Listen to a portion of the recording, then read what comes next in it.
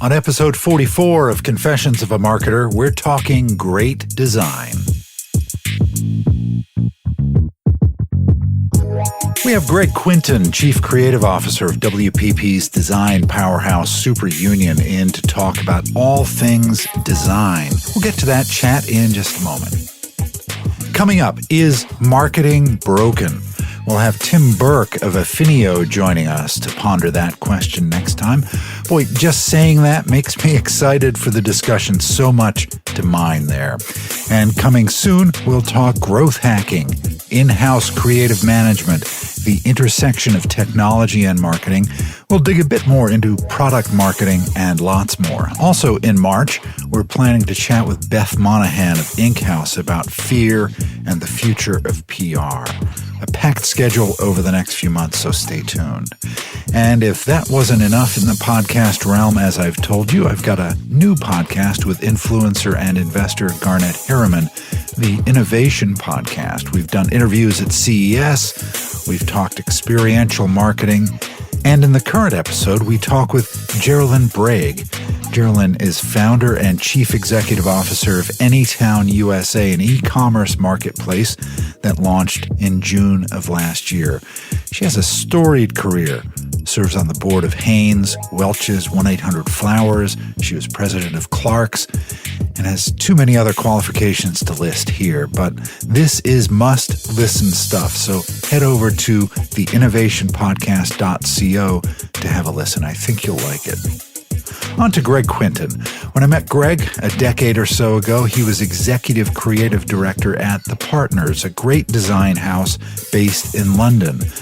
My firm hired him and his team for a new visual identity, and it was a great experience working with him. Greg exudes creativity. Greg's now the Chief Creative Officer at Superunion, which grew out of The Partners, Brand Union, Lambie Nairn, Addison and VBat last year.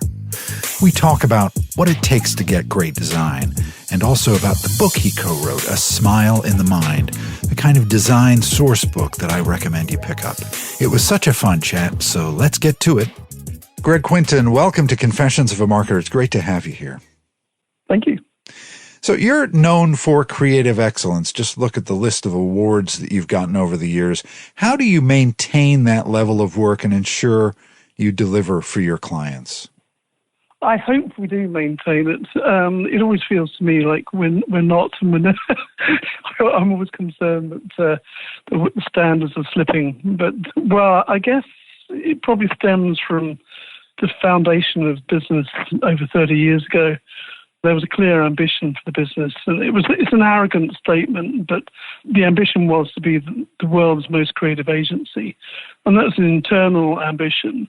It's a horrible statement. It's very arrogant, and nobody likes it, but it's clear, and it's, what it does is it gives people something to aim for. It's a bit like aiming for the moon. You've got to have an ambition that you're aiming for, and I guess internally that was always clear. From a measurement point of view, I guess we have the awards, which, love them or hate them, you get an idea of whether you're doing something that is brave or different. And that gives everybody an indication in the industry and for clients as well that there's something happening there, that we're doing something interesting and brave. But, to be honest, awards are a dangerous thing. And it's dangerous to slip into just chasing them. But I think what we do is we try and create work that we are always proud of, that's always different. And I suppose the key to that is making sure that we work with clients that share that ambition as well. The good thing is, particularly now with the web, etc., is that people can see what you have done previously, and if they like it, you can usually work out if a client has that same level of ambition, and then it's all about the relationship, and that's all about the trust that you create with them. The interesting thing for us as a business where we've merged with other businesses is we have to create a new culture. And that's really intriguing because, not every business has the same ambition that we previously had. So we are creating our own ambition. It's not dissimilar. as the CCO, or Chief Creative Officer, it's a pretty similar ambition because I'm not going to drop my standards. But when I took over as CCO of the previous 17 years ago, that horrible quote I mentioned, I was actually on the receiving end of really bad crit, going through some work with the previous boss, one of the founder partners, and we had done some work that wasn't really up to scratch. And he's normally a very modest, quiet chap, and he kind of exploded, and that's why it was so unusual and why it stuck in my mind so much. It's pretty traumatic. And there were a few naughty words, and then he said, but are we the most creative agency in the world?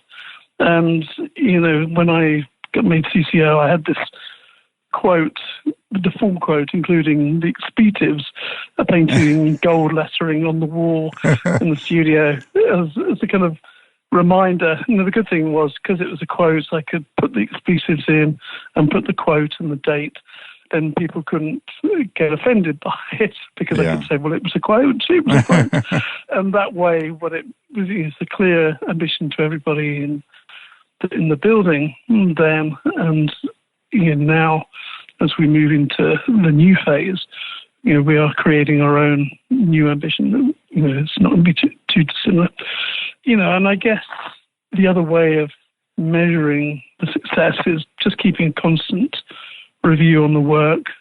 So we do that pretty much on a almost regimental basis. Once a month, we go through the work on a local level with the officers, and then once a quarter have a stand back and look at what's going on. And really, that's key. You can see if the quality of the work is being maintained, and if we're happy with it or not. And I guess along with that, a lot of sharing the work that's going on with everybody in the building, sharing what's going on in the industry, and just really talking as much as possible. But I think ultimately the key thing is that we're working with clients that we have a good relationship with. It's all down to trust. If they like working with us and we feel like this is a mutual partnership, then that's when the best work happens. It is really about understanding the clients as well as can be, and that's really when the work becomes unique. One thing I've heard from people in business for decades is that what drives them is a fear of failure. Do you kind of have that? Is that part of what you just kind of revealed to me, that you don't want to let your clients down and you want to live up to those standards that you set? Absolutely. Yes. I mean, the thing that keeps us all awake at night is the work just not being up to standard. We have a line that's, it's all about the work. It's all about the work. It's all about the work. Because the work is the manifestation of the conversations that we're having with our clients. And if the work isn't good enough, then, it reflects on us, but it also can potentially damage our clients as well, and, can damage their reputation, can damage a business in many ways. So, we feel that responsibility for sure. It's a shared responsibility. We have to maintain the quality. Otherwise, we're letting everybody down. So we have to maintain that standard. Speaking of work, the thing that impressed me back in the day when I hired you at a company, when you were leading the partners, the predecessor to Superunion, is that your design didn't have a look. When we reviewed lots of agencies back then, and most agencies have a look, right? You can see it from company to company. But with your work, everything looked different. You didn't have a house look. Is that an effort that you're conscious of, or does it just happen? Oh, it's both. I mean, I find it absolutely amazing that any client would go to an agency and say, can I have a bit of that look, please? Yeah. Because why would they? It's absolutely extraordinary. What you're effectively saying is, my company is the same as that other company. Yeah. And then they never are. The reason everything looks different is because every client's problem is different, and every client situation is different. The marketplace is different, and the personality of the business is different. So what we do is we try and get as close to the clients as possible. We don't want to really refer to them as clients, even though we have to. We want them to be kind of the friends that we work with. And, we have a very close understanding of what's going on, what drives them, and I think, what their ambitions are as well. I mean, we try and understand, not only the business ambition, but also their personal ambitions. Because if we understand what's driving them and how ambitious they are, then we can reflect that and we can work to that. If it becomes, if you have a client that says, well, I don't really have any ambition, I don't really want to change, the alarm bells go off. We know that they're not really looking to do anything significant to help their business. And really where we work best is when we're working with CEOs, CMOs directly and understanding what their needs are totally, not just immediate, but, medium, short, medium and long term. Where do they want to be in 5 years' time? What does success look like? And for them personally, what changes for them as well? Personally, I think I'm proud of the fact that nothing looks the same when we don't have a house style. So thank you for that. Yeah. I think it would be disastrous. I do know agencies that have a house style, and I just think it's a real shame for their clients because the work is not reflecting that client sufficiently. In my mind, I think it really should. Every client situation has its own story, and I think to a large degree, our job is to tell the story for the audience that's out there, and each audience is different as well. So we have to get all those nuances correct. I think that's vital. Otherwise, we're just doing a disservice to everybody. All right, so that brings me to my next question. When you do start discussions with a potential or existing client, you go out and land that big fish about a redesign or a visual identity, what are the first questions you ask? Oh, well, it's really back to the basics. What's the problem we're trying to solve, first off? What's the business ambition? And usually what we do is we try and plot where they think they are currently now against their competition and where they want to be as well, who they benchmark themselves against currently and where they want to benchmark themselves with in the future, because that gives us an understanding of the level of ambition and, where they want to be. Quite often we end up creating a matrix where we plot everybody against an axis that everybody agrees on, where they want to go from and go to. And that sets a lot of the precedent about what we're trying to achieve together. Yeah. You wrote a really fun book with a couple of other people about design called A Smile in the Mind. And I picked it up last year and I was paging through it. And it's just a really fun read. So I was interested in how you picked the designs you featured there and whether there are between those designs any common denominators. Well, thank you. It's a book called Smile of the Mind that was originally written 20 plus years ago by one of the other founder partners, David Stewart, together with an external writer called Beryl McCone. And what they tried to do is capture all of the different types of wit in design. And it was a very successful book and was around for a long time. And then me taking over as CCO had this responsibility hanging over me of, okay, we need to do an update at some point or other. And I have to say, it was one of those things that I put off. For as long as I possibly could. And it got to the point we were coming close to the 20th anniversary of the book, and I thought, well, you know what, actually this is probably a good time to kind of bite the bullet and get on with it. So I hooked up, I did the same principle of David and Beryl, hooked up with a writer who I respect deeply called Nick Asprey, and it turns out he was a avid fan of the original book as well. So to him, it was like a dream job. So with the help of a very able assistant and designer called Jonathan Brody, the three of us basically set about doing an update of the book. What it meant was that we had to go through the existing content and work out which projects were, showing their age a little bit. Yeah. Some areas that didn't exist. Technology, for example, was very, very early days. I think it was the most high-tech piece in there was a floppy disk. The web didn't exist. We had loads of content that we had to bring into this book. So there was a first round of editing, and one or two pieces just weren't right either. So, and I think also we had a little bit too many projects by the partners as an agency. It was looking a little bit like an agency book. So, we redressed that balance. We brought in 600 new pieces of work. We did lots of new interviews with leading practitioners of wit.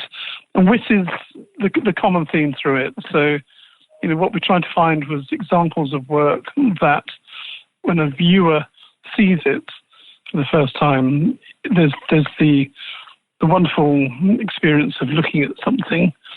And then when it's work there's something different about it, you have to use your brain as well. When your brain is activated and you have to decode it, then suddenly there's an additional element in play. And when you decode it and you realize that there's something that's, it's usually a twist, it's usually a game, it's either an optical game, a visual gag, there's something witty in it, it usually makes you smile, hence the title Smile in the Mind. And that really is the common thread. The key thing about it is that then if your brain has had to work a little bit harder on decoding it, then it stays in your head. And if you really love it, then it goes to your heart as well. And I think it's engaging all three of the senses, and it just stays in your mind that much longer. A lot of the examples, I could tell you what they look like. I can tell you the idea behind it without having looked at it for some time now, because it stays with me. And that's what we hope everybody else experiences as well. Most of the examples are, work that we just loved. And as a team, we kind of bounced the work between each other. We had Pinterest boards that were, private boards that we'd shared together, and just kind of, I think this is a really great example of this bit, and maybe it goes in that category or that category. So between the three of us, we did a lot of additional editing. I think we had something like 3,000 examples that we were playing with to whittle down to the 600 that we put into the book. There were some that we would have loved to have included that we lost for various either, people who didn't want it used, or we discovered that some pieces actually weren't really in the real world, and Lego, for example, said you cannot use that work because it doesn't exist, and we never commissioned it. But there are some beautiful examples, but we just couldn't use them. So, to be honest, it was a lot of fun. It was probably 2.5 years of additional work on top of the day job, but it was good fun. And I think we all had a real laugh doing it. I'm not sure I'm keen on doing an update particularly soon. You can wait 20 years. But, yeah, maybe. I'll leave that to the next CCO. I'm not sure I want to go there. Well, it's a wonderful book that I recommend anyone in our business pick up and page through. It is a lot of fun. So do you have any advice for people on the client side looking for great design? I know when we worked together, my colleague Tony Temple and I spent a lot of time writing a brief that really showed where the company wanted to go, where we wanted to go, from a design standpoint. And that seemed to help you get off to a good start. So does it come down, is that a good start, or is there something else that a company should do when they're looking for great design? Well, I think the worst brief in the world is one where, which I have actually had before now, is a client who just says, just do something creative. and you kind of look at them and say, no, it doesn't work that way. I had someone once say to me, we were working on a website, and the guy leading the company said, this page should be highly designed. So, okay, thanks. Yeah. Well, what are you supposed to do with that? Right, this is right. the thing. It's you can't do anything with it. And I think the thing that was great about that experience is that it's twofold. To be honest, to a large degree, it's you guys talking a lot to work out what you actually need and what you want and what the ambition is. So to a large degree, it's you're working out your problem, and then that, the creative brief is purely an articulation, a single page articulation of this is it. This is really what we need, nuts and bolts. We've got rid of all the rest of the stuff. This is the stuff the pithy points that we've got to, and we need your help on. So during that process, you're understanding really what your needs are. We are watching and listening and understanding those needs as well. And then we all have the same understanding of what the ambition is. And, we're all a little bit closer and a little bit clearer by the end of that process. And that really helps. I always find it staggering when people think that a pitch will provide the answer. It never will. Yeah. All a pitch can do is give you, the client, an understanding of how we, the agency, think. And that's it. That's all we can ever do. We cannot, it would be arrogant to say that we can solve it at that point because we don't really understand the problem, the deep down problem. So, I would say, if I was making a recommendation to a client, I'd say, just get close to the team that you're working with. Give them as much time as you possibly can. Do as many workshops as you possibly can. Involve the people who are the right people to involve, but no wider. The more people you have, the more it's going to look like a camel. So, just try and keep it as tight, but the key people who are the key stakeholders, to use a common phrase, but, it is about that relationship. First and foremost, the brief is the articulation. I think to get the best solution is to get the tightest brief you possibly can, not the most open. The Be Creative is not the brief you want to receive. You want a really, really tight brief. And to be honest, you have to work on the brief together, and you have to agree that this is what we want as an output. And then be as frank and honest as you possibly can be. I think just treat the agency as an extension of yourself. A very long arm. Don't think of them as somebody external. Get them as close as you possibly can, and give them, as much access as you can as well. We're doing a lot of projects that are quite pretty confidential, and we're recently doing a project at the moment for electric car. There are several projects going on in that area, but electric car brand, and the team have gone through the entire project with having never seen what the car looks like, what the vehicle looks like, and I just find that extraordinary. I just, in my mind, it's like, please don't do that. It's the client has got to trust you, and how else can you articulate a brand without really, really understanding it? It's really about communication and trust, right? Absolutely. It is.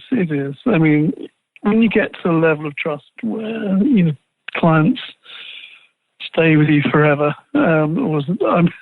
my longest client, I've kind of outlasted him. Sadly, he died a few years ago. But, we worked together until the end. And that was, nearly 25 years working together. And is that a client relationship?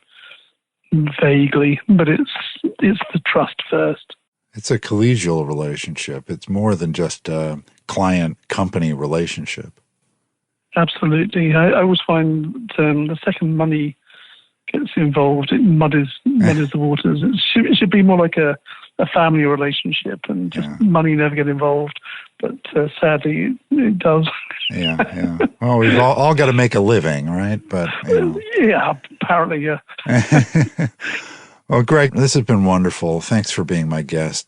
Chatting with you reminds me of how much fun we had working together. Really appreciate you being here. No, thank you. It's a pleasure. Thanks to Greg for being here. Next time, Tim Burke of Affinio joins me to discuss his thought that marketing is broken. Lots more in store, so stay tuned. This episode of Confessions of a Marketer was written, produced, and edited by yours truly. T. Jordan of A-Class Productions wrote the theme music. Confessions of a Marketer is a trademark of Reed Edwards Global Inc., and this episode is copyright 2019. I'm Mark Reed Edwards. See you next time.